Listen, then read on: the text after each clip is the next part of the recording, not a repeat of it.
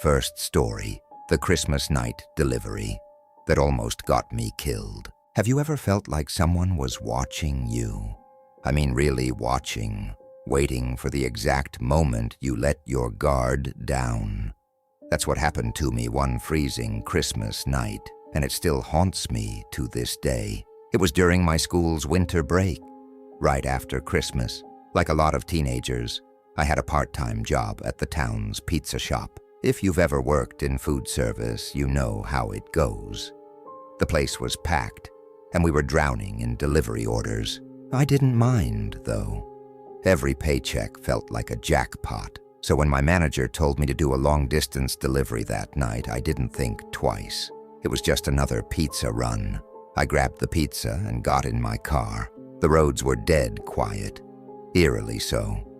Barely anyone was outside, and the snow was falling softly. You'd think it would be peaceful, right? But something about that emptiness, it felt off. Have you ever been somewhere that's too quiet? Like so quiet, it feels unnatural. If you haven't, trust me, it's worse than hearing something scary.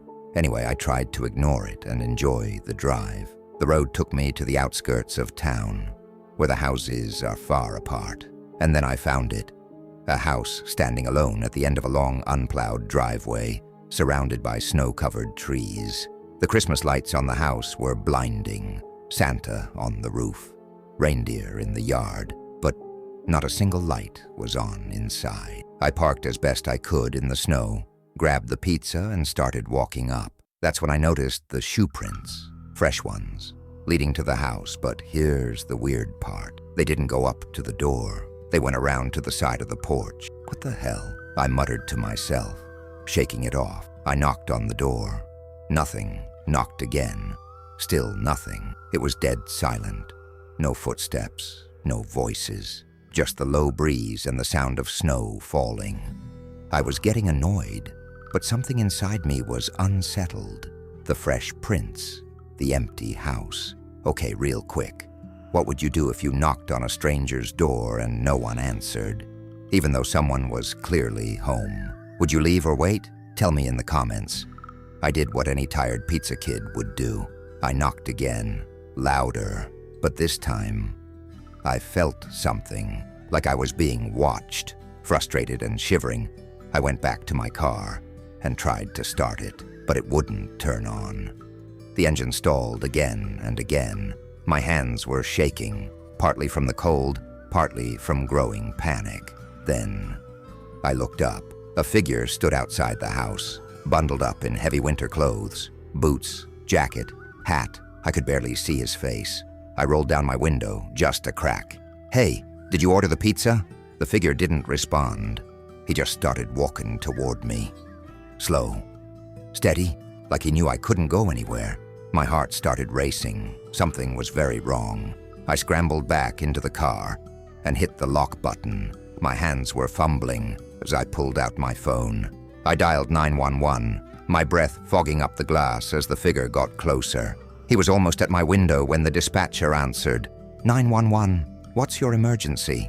Before I could respond, the man outside spoke. His voice was low, almost growling. You need help?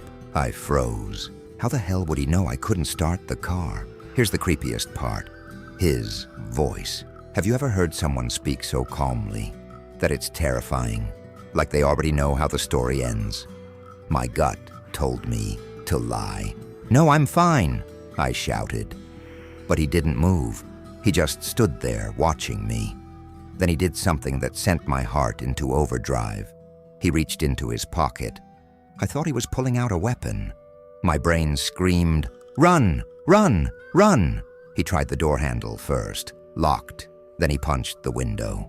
Twice. The glass rattled, and I thought for sure it would shatter. I screamed into the phone, "Please hurry." That's when he bolted back toward the house, disappearing around the corner. Seconds felt like hours. I sat there, hands shaking, staring at the side of the house. Then, in my rearview mirror, I saw the faint flicker of blue and red lights. At that exact moment, the man reappeared, holding something in his hand. I couldn't see what it was, but I didn't need to. He froze when he saw the cops and sprinted into the trees, vanishing into the darkness. The officers arrived and checked the house. Turns out, the owners were out of town for the holidays. That man didn't live there.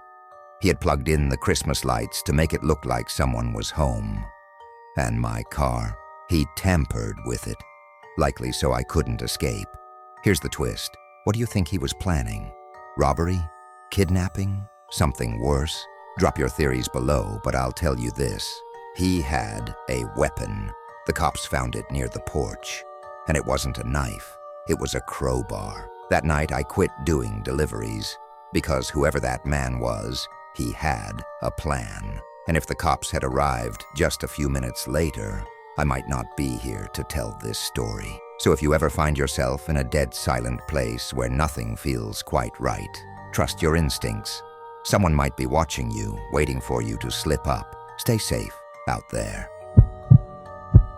Second story, the silent visitor. Have you ever felt like someone was watching you, but when you look, there's no one there? Imagine that on a dark, freezing January night, all alone in your house. It was mid-January, one of those endless winter weeks where the snow never stops falling. The wind screamed against the walls of my home, like it was trying to get in. I worked from home, thankfully, so I didn't have to go outside much, except for grocery runs or quick trips with my dog, Gracie. But that day was different. I'd been in Zoom meetings all afternoon. My internet was terrible. Faces froze mid-sentence. Voices glitched into robotic hums. Around 6 p.m., my connection died completely. I sighed, called it a night, and stepped outside to let Gracie do her business. Now let me ask you something. What would you do if you saw someone just standing there, motionless, in the snow, staring at your house? I saw them near the road, a figure, barely visible through the swirling snow. They weren't moving, just standing there. Watching? Maybe. I didn't wait to find out. My hands were frozen, my face burned from the cold. I grabbed Gracie and rushed inside. I bundled up under a blanket, trying to forget that eerie figure. The news played softly in the background. Reports of the storm worsening, warnings about staying indoors. Just a typical winter night, until Gracie perked up. She was on high alert. Her ears twitched. She growled, deep, low, and uncharacteristically angry, her gaze fixed on the front door. I froze. I hadn't even opened the curtains. I couldn't see outside, but then I heard it, the crunching sound of boots in the snow, right outside my patio. Let me pause here and ask, if you hear footsteps circling your house, do you open the door to check, or do you hide? I crept to the window and pulled the curtain back just an inch. I saw faint footprints, back and forth. Someone was walking in circles on my front patio. My breath caught. Then they vanished. They walked toward the side of my house and disappeared.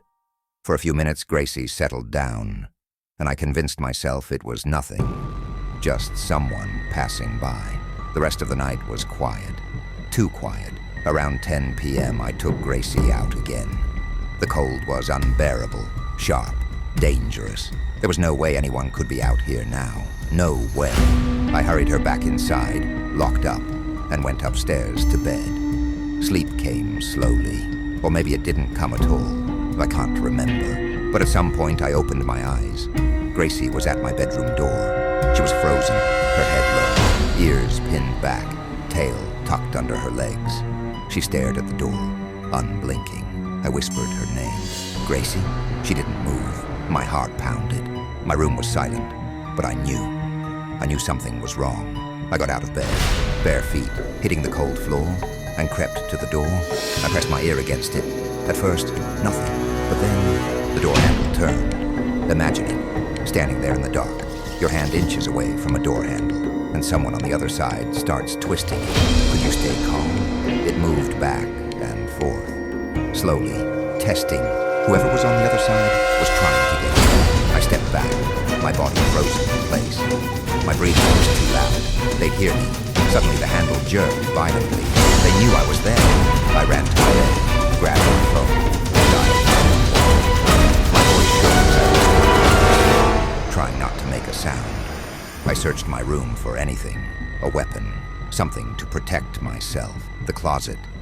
I grabbed my heavy clothing iron. The operator kept talking to me, but I couldn't focus. The handle had stopped moving.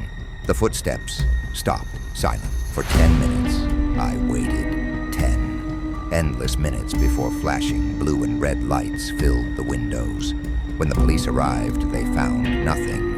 No intruder, no sign of forced entry. But there were boot prints everywhere. They circled the house.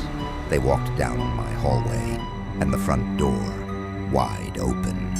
They didn't want to rob me. They didn't take a single thing. They were here, looking for me. And if Gracie hadn't been watching that night, I don't know if I'd still be here to tell this story. Now think about this. How often do you really check your locks that night? Are you sure no one's standing outside right now, in the dark, just waiting? Third story, whispered, chilling tone. Imagine driving home on a snowy night. Alone, your car slides into a ditch, stranded in the freezing dark. A stranger offers help, but someone else is watching you. Someone who doesn't want you to leave alive. What would you do? I was 25. It was just 2 weeks before Christmas. I lived in a small city apartment, but worked in an office out in the suburbs. My shifts were unpredictable. Sometimes early mornings, sometimes late nights, and this was one of those nights. The clock had just hit 11. I was the last to leave, locking the office doors behind me. The snow outside was silent, heavy and endless. I wiped the windshield, let my car heat up, and started driving home on empty, unplowed roads. Have you ever driven on an icy road? That split second when the tires lose grip. It's enough to stop your heart. But what if it didn't stop? I kept the balance, careful, but not too slow. The last thing I wanted was a 2-hour drive home. Then it happened. My car slid, a little skid at first. Then it wouldn't stop. My car dipped gently into a ditch, angled down, snow piled up to the doors. It wasn't dramatic, but it was final. I wasn't going anywhere. I stepped out into the bitter cold, frustrated. I knew I'd have to call for roadside assistance, but then headlights crept down the road. A silver truck. It stopped beside me, and the window rolled down. A man's voice echoed softly through the dark. "You need help? I can tow you out." I hesitated, but it was hard to say no. He seemed normal enough, saving $200 and hours of waiting. I said yes. He told me he'd grab his tow hitch from home and be back in 5 minutes. Then he drove off into the dark. Okay, quick question. Would you trust a stranger on an empty road? Let me know what you'd do, because sitting alone in the freezing dark, it starts to play tricks on you. I sat in my car, waiting and waiting. The longer I sat, the more uneasy I felt. I should have called roadside assistance. Bang, bang, bang! I jumped, my heart racing. Someone was knocking on the window. A man stood there, bundled in thick jackets and a scarf that hid his face. His skin, what little I could see, looked pale. I cracked the window slightly. "I'm okay," I stammered. "Help's on the way." But he didn't move. He didn't speak. He just stared. "Would you open the door? Think about it. An empty road, no one around, and someone like this staring at you. What's your move?" Then I heard it, a click. The sound of my car doors unlocking. My stomach dropped. Before I could react, his arm shot through the crack, unlatched the door, and flung it open. He leaned inside, grabbing at me. I screamed, pushing, kicking, anything. But he was strong, too strong. He dragged me out of the car, pulling me into the snow and toward the woods. His grip was like iron, unrelenting, as I struggled and screamed. The world felt like it was spinning, and I was losing. Then, bright lights lit up the trees. The silver truck. The man who had offered to help was back. He shouted something I couldn't hear over the rush of blood in my ears. The pale man let me go, bolting into the woods, disappearing into the dark like he had never existed. I collapsed, gasping for breath, my hands burning from the snow. The man from the truck ran to me, wrapping his jacket around me. He called the police and stayed with me until help arrived. Here's the part that gets me. If he hadn't come back, if those headlights hadn't hit at the exact moment, where would I be? Would I even be here at all? The police took our statements. They searched the woods, but they didn't find him. No footprints, no sign anyone had been there. I don't know who or what dragged me into those trees. But every time I hear footsteps in the snow, I still freeze, because I'll never forget that pale, silent face. Sometimes the scariest thing isn't what you see, it's what you almost don't. So tell me, would you have trusted the man in the truck, or would you still be waiting for help in the snow? Fourth story, the Tinder date that turned into a nightmare. You know that feeling when you're newly single and you try to get back out there, swiping through Tinder and all those dating apps? That's how it started for me. I'd just come out of a 2-year relationship, and I was back to living alone.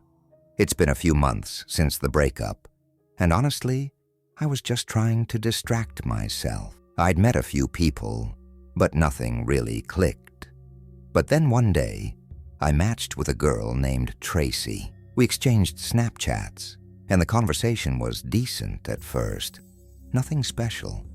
But after a while, it just fizzled out. She'd only watch my stories, not really engage. It was the same routine as it had been back when I was in college. I was getting frustrated with how shallow and pointless dating apps felt now that I was in my late 20s. Now, I live in a quiet corner town home. Small, cozy, nothing fancy. I'm an accountant, which sounds more boring than it actually is, but it pays well. After my ex moved out, I thought I'd love the peace and privacy, but after a month of living solo, it started to feel suffocating. That's when I turned to dating apps more frequently, trying to meet new people just to escape the silence. This all happened in December, right around Christmas. I posted something about my tree on my Snapchat story, and guess who commented?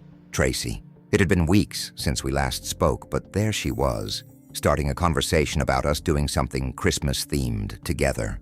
At first, I suggested ice skating or checking out the holiday decorations, but she suggested something different. Let's decorate your tree. Now, I didn't even have my tree set up yet, but I had one packed away in the attic. I told her it was a 2-person job, and she offered to come help. I invited her over at 9 p.m. that night. Everything was set up. I cleaned up, vacuumed the floors, basically made the place look welcoming, but I kept checking my phone, waiting. She didn't text me until 9:30. "I'm outside," she said. I went to open the door and was surprised to see her standing there. She was tall, taller than me, which isn't something I'm used to. But what really struck me was the smell. She was drenched in a cheap, overpowering perfume. And underneath it, there was this underlying odor. It wasn't pleasant. She came inside, sat down right next to me, so close our legs were touching. I didn't know what to feel. Something about her just felt off. Her clothes were older, and she looked a little worn down. Nothing like the picture she had on Tinder. I offered her some wine to break the tension. She agreed, and as I poured, she almost spilled the entire glass on my light blue couch. I tried to stay calm, but inside, I was freaking out. After a few awkward minutes, I suggested we get the tree down from the attic. We headed up to the attic together. As I handed her the tree pieces one by one, I couldn't help but notice how strong and confident she seemed, almost like she had done this before. But when we got to the last part, the massive base of the tree, I hesitated. It was heavy, and I couldn't manage it on my own. But Tracy grabbed it with ease like it was nothing. We set the tree up, and I poured us more wine. I was starting to loosen up, enjoying the holiday music and the warmth of the wine. It was nice, or at least I thought it was. After we finished putting up the tree, it was time to grab the ornaments. These were special to me. Childhood ornaments from my parents. I went down into the crawl space to get the bins. But when I came back upstairs with the first bin, she was gone. Now this is where things start to get really strange. I called her name. No answer. I checked the bathroom. Empty. The bedrooms. Empty. I even checked my phone, thinking maybe she was just in a rush or something. But there was no sign of her anywhere. Have you ever had someone disappear on you like this? What do you think happened to her? Was it just a weird coincidence, or is something more sinister going on? Let me know your thoughts in the comments below. I went back to the couch, confused and a little annoyed. I figured maybe she just flaked. But then, the oddest thing happened. I suddenly felt weak. My head was spinning. My body felt heavy, like I couldn't move properly. I checked my phone again. No messages, no notifications. I thought I was just drunk, but I hadn't had that much to drink. Everything was hazy, and before I knew it, I blacked out. Wait, did you catch that? How could he black out like that after just a couple glasses of wine? And why didn't he notice the signs earlier? What's happening to him? Stick around, because the worst is yet to come. I woke up to complete darkness. I was still on the couch, but something was wrong. I could feel someone else in the room. I picked up my phone, and the glow from the screen illuminated the shape of a tall figure standing in front of me. I didn't scream. I don't know why. I was frozen. I whispered her name. Tracy? She didn't answer. Slowly, I lifted my phone again, turning on the flashlight. It was Tracy, standing completely still, just staring down at me. But her eyes, they weren't right. She wasn't moving. I was so scared, I couldn't even speak. The fear was like a weight on my chest, making it hard to breathe. And then, she ran. She bolted toward the stairs, the sound of her footsteps echoing down the hallway, each thud growing louder and more frantic. I heard something crash from downstairs, probably the front door slamming open. I couldn't move for what felt like forever. But eventually, the fog lifted, and I started to feel more alert. I checked my Snapchat. She had blocked me. No messages, no signs of her anywhere. The strangest part, I couldn't remember hearing her car arrive. There was no sign of a vehicle outside. What do you think happened?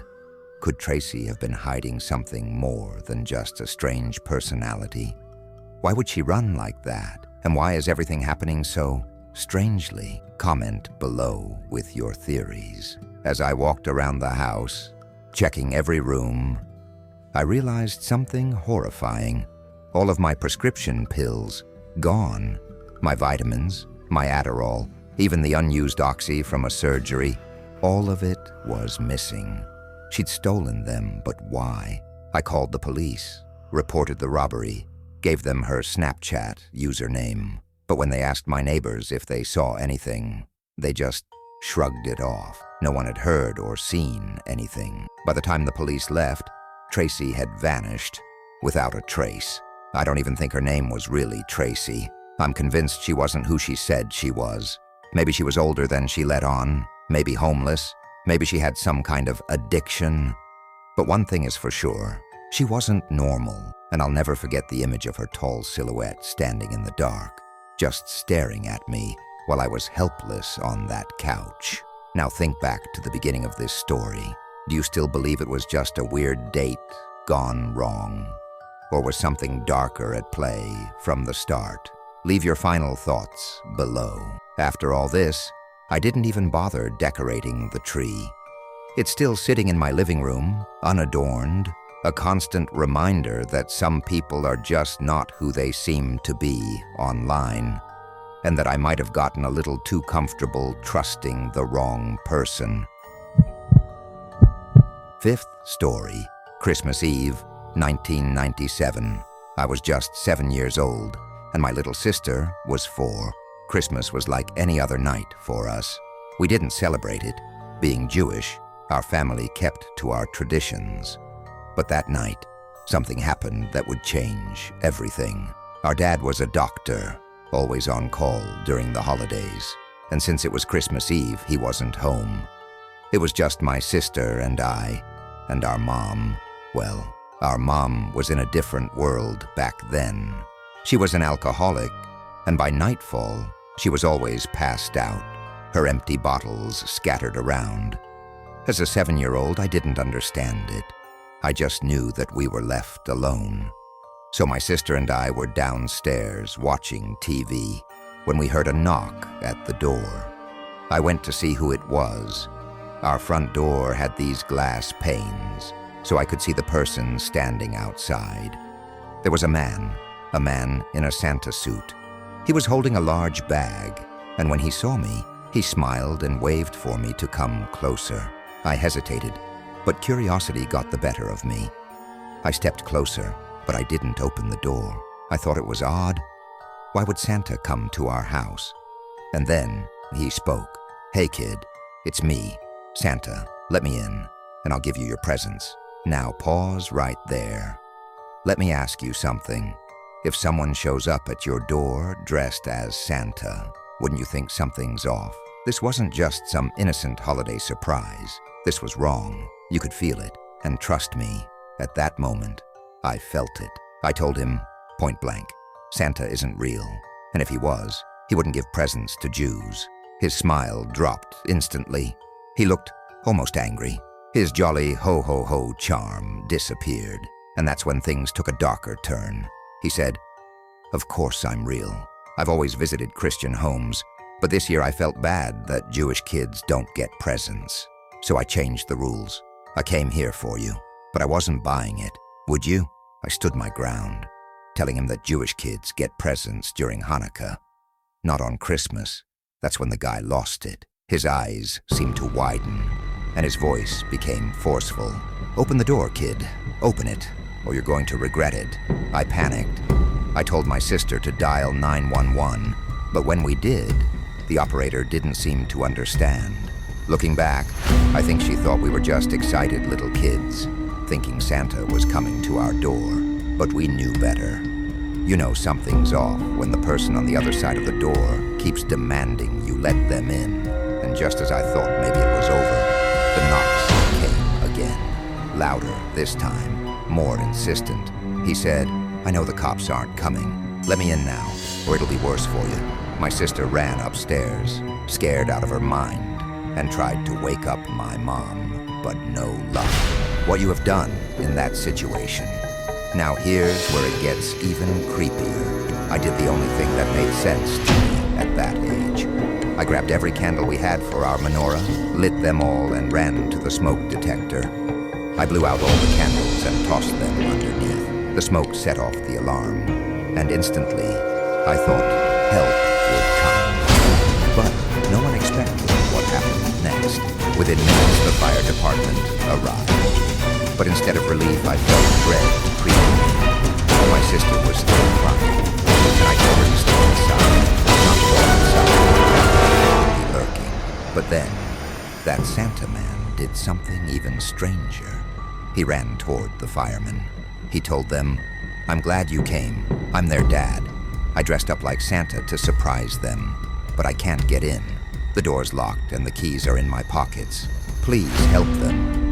Can you imagine? Would you have believed him? He sounded so convincing, but something wasn't right. One of the firefighters actually started to break down the door.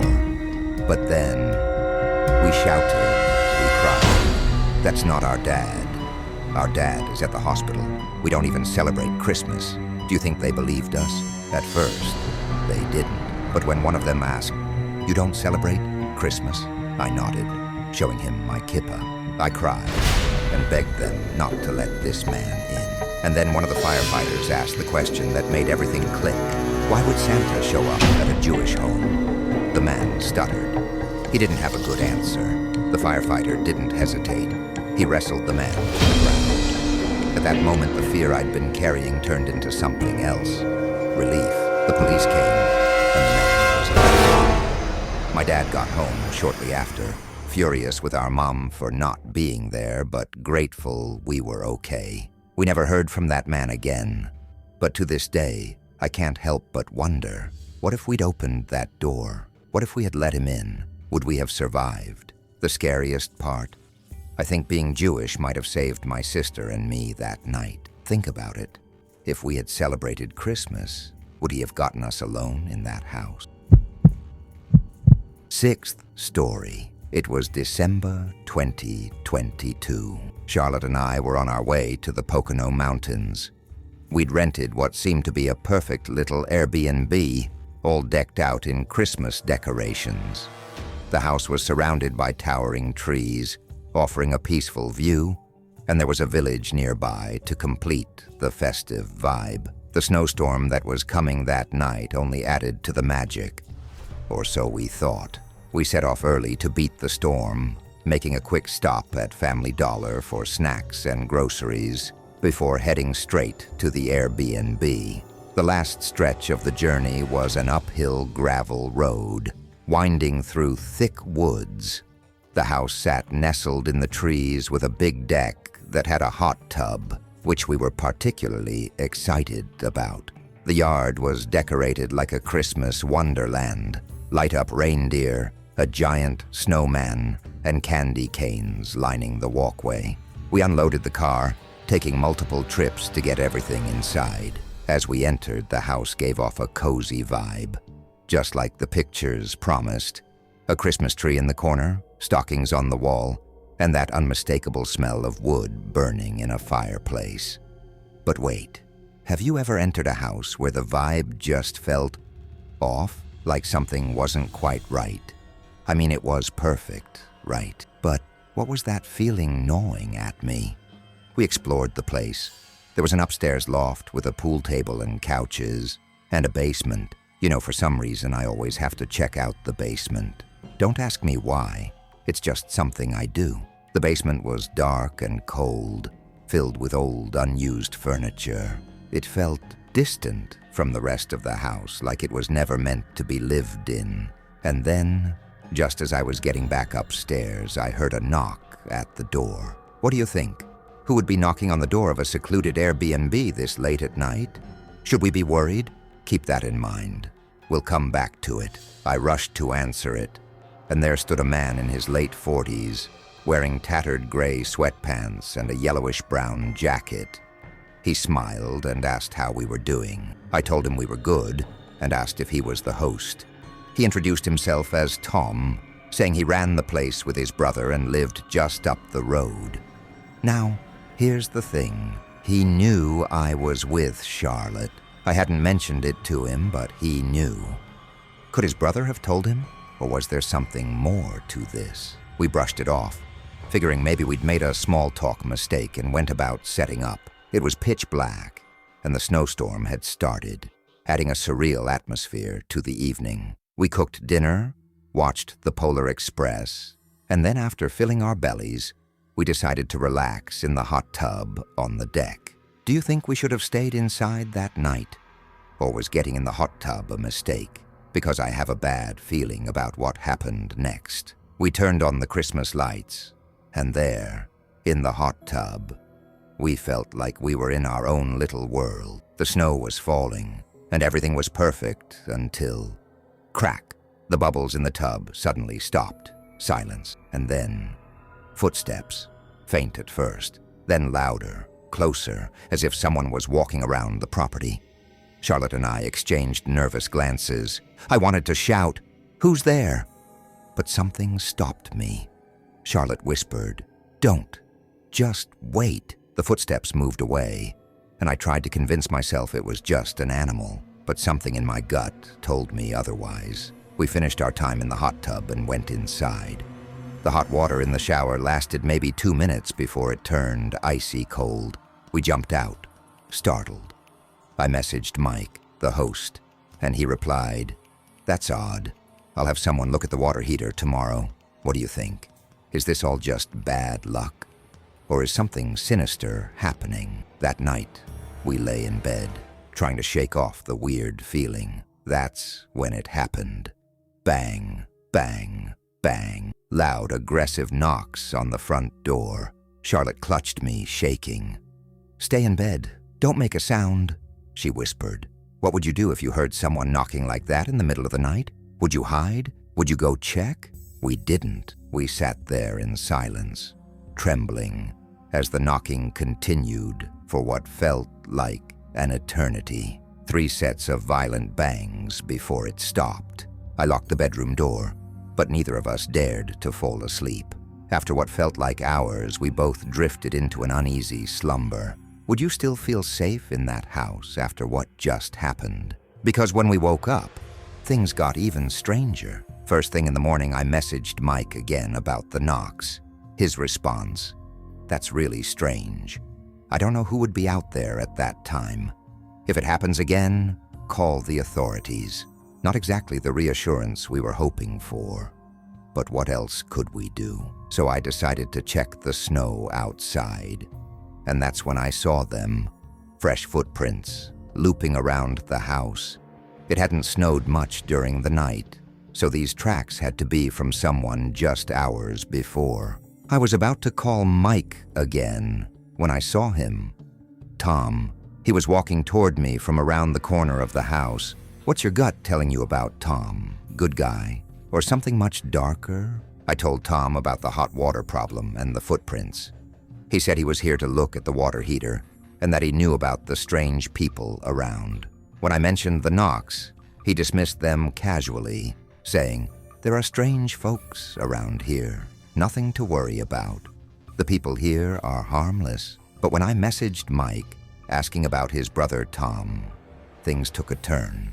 Wait for it. Mike replied, "Tom? I don't have a brother named Tom. Who's this guy?"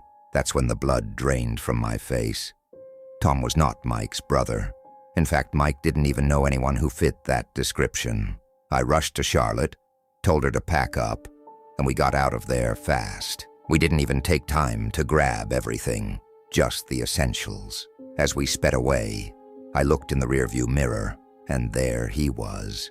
Tom, walking toward us, and in that moment I realized he had been watching us this whole time. We called Mike. The police came. They couldn't find anyone. The house was empty. Mike said he didn't know anyone who looked like Tom. But that man had been there, watching us, and he was probably the one banging on the door the night before. I'll never forget the way he looked at me from the rearview mirror as I drove away. So what do you think? Was Tom just a strange man, or something much darker?